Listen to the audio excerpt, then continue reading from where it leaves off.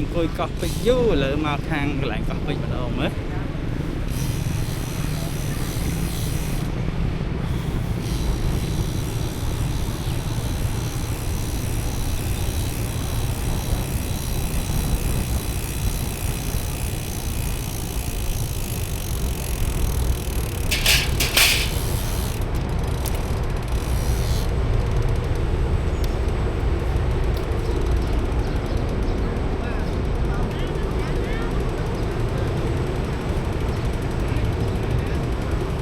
មើលចាស់ហាលទឹកទន្លេដូចនៅ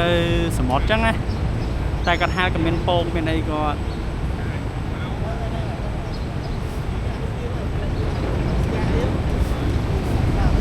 អាកាសធាតុស្អាតណាថ្ងៃនេះរៀងបត់ទៅមើល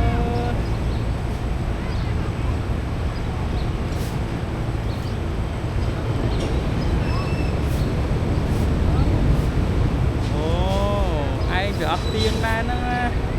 ចេះថ្ងៃនេះងើបមកលឿនហើយគិតថាគេហ្នឹងសផតឡានថ្មីគេមិននៅទេ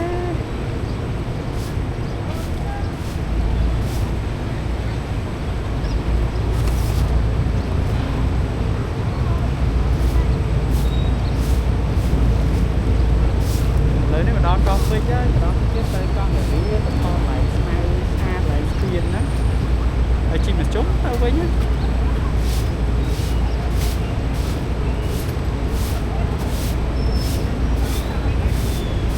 ទៅខ្ញុំអីយោ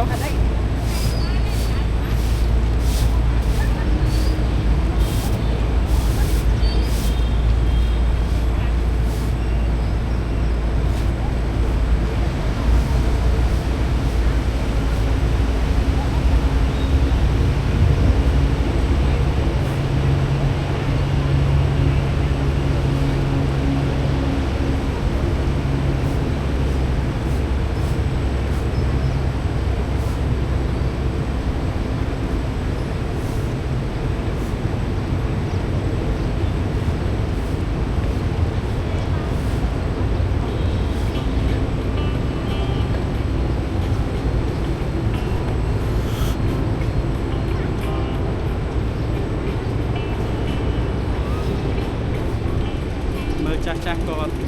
មួយទឹកហែលទឹកលេងទៅមកទន្លេអ្នកខ្លះគាត់លោតពីលើនេះទៅ